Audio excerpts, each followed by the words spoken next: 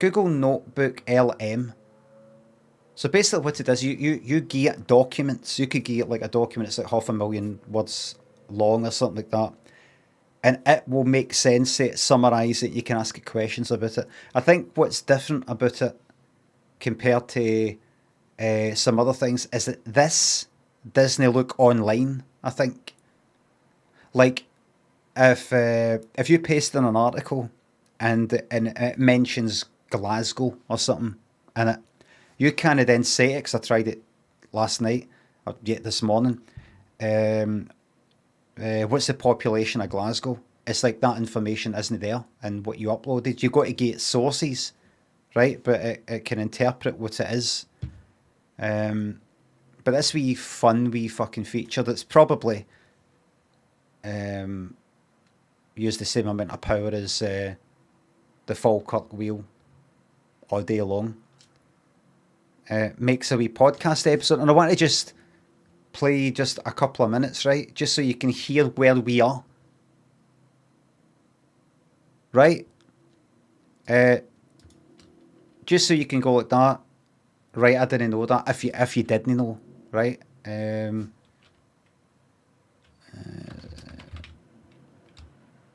you remember the other day I read you, I think it's like this, I don't know if it's the second last story. The story that I've got in Daft Wee Stories, my first short story book. A story called The Goat. So this is the story, right, just to remind you. And it takes about a minute to read it. One night, a man had a wee bit too much to drink. His friends told him it would be best if he left the pub and went home to his wife. They meant it in a nice way. They knew he was in a bad place right now, and he was embarrassing himself. After all, he wasn't just some lad in his 20s, he was 52, and a good father. He left and soon got lost.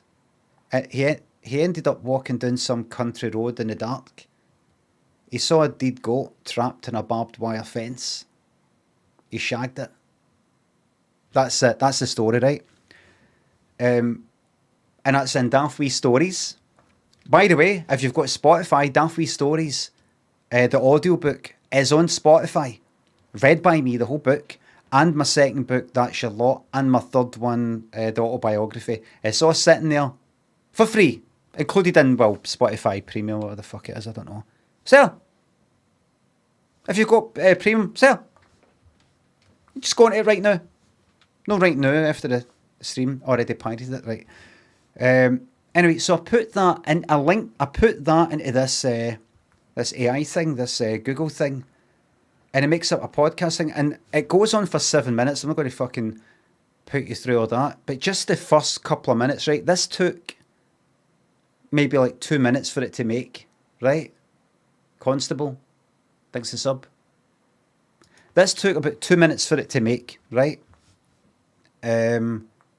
Keep in mind, I didn't upload this script for what they're about to say. I didn't type that. That story you just heard, that's all I did. I just gave it that, right? And this. Wait, you hear this? So I'm just going to play like a couple of minutes, right? Right. So get ready, because today we're going deep on this one. Oh yeah. We are talking about The Goat. Okay. Short story by the Glaswegian writer Limmy. Right. Now, have you read Limmy before? I have. Yeah, I've read quite a bit of his stuff actually.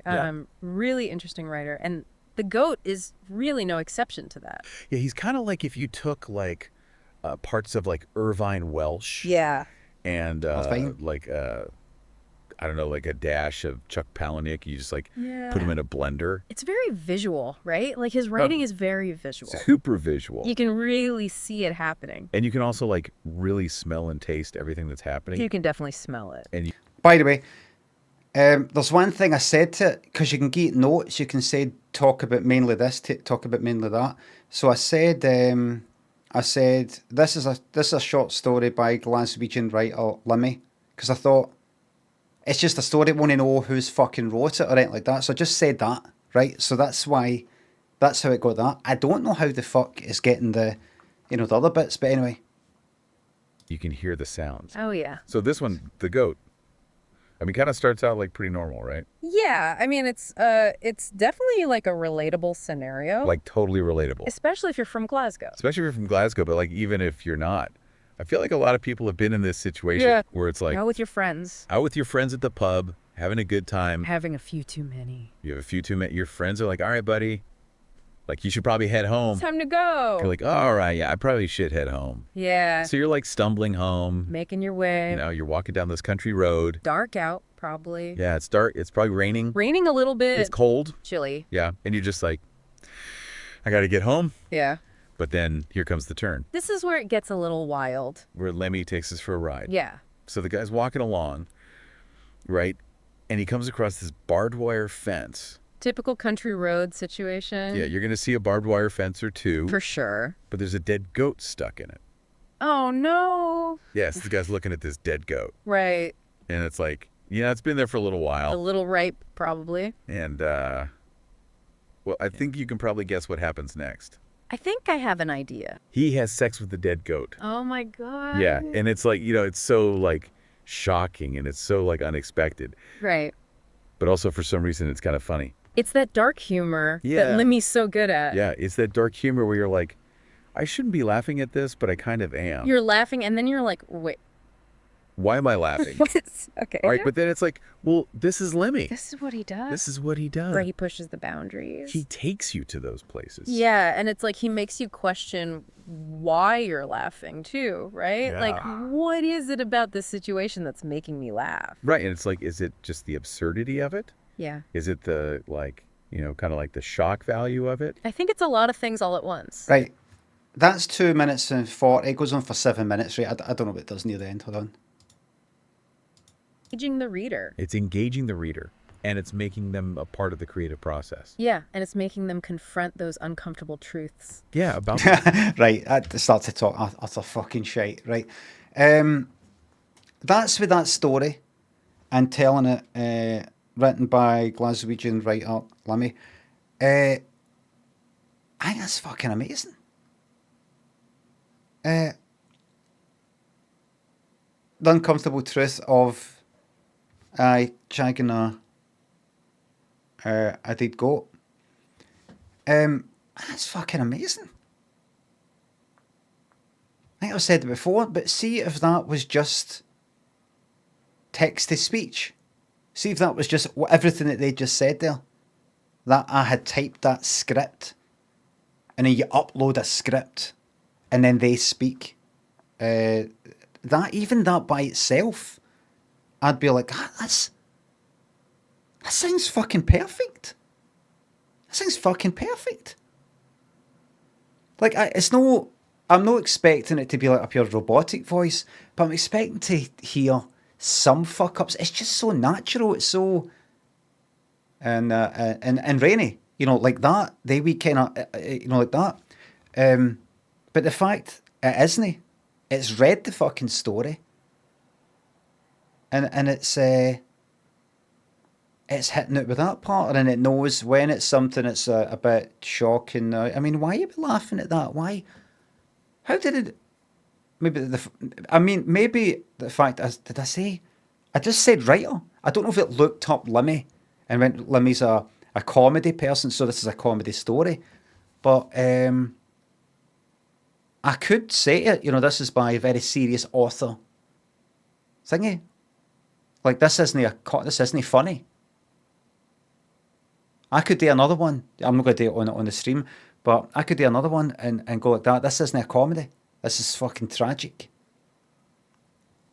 That's fucking amazing, and I know a lot of people are against it for a million fucking reasons, but I have been waiting for quite a while for the next advance in technology. I've been waiting. When's the next fucking leap forward? When's it happening? We've got the internet, and then there was I don't know. There was maybe one or two other wee things I don't fucking know, but that there, you know, that kind of feeling, fucking hell, smartphones. You know, like, fucking hell. That's what I get with that. And I'm like, I'm assuming it's then going to go, you know, kind of exponentially. It's not just going to go like, right, it took this many years to get here, and it's going to take the same amount of years to sort of progress the same amount. It's going to accelerate. And I mean, that's free, and I'm just trying it out. Oh, it's this thing Google's telling me about. I'll give it a shot. It's going to be like 5 fucking years from now. Why not linearly? Well, because I'm assuming that the technology itself advances itself. Kinda.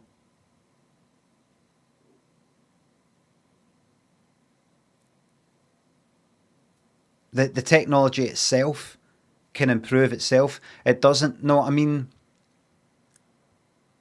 something like that. That if you can sort of train it to learn about how to improve itself or something like that, I imagine, and maybe it can't yet, but then you do it eventually.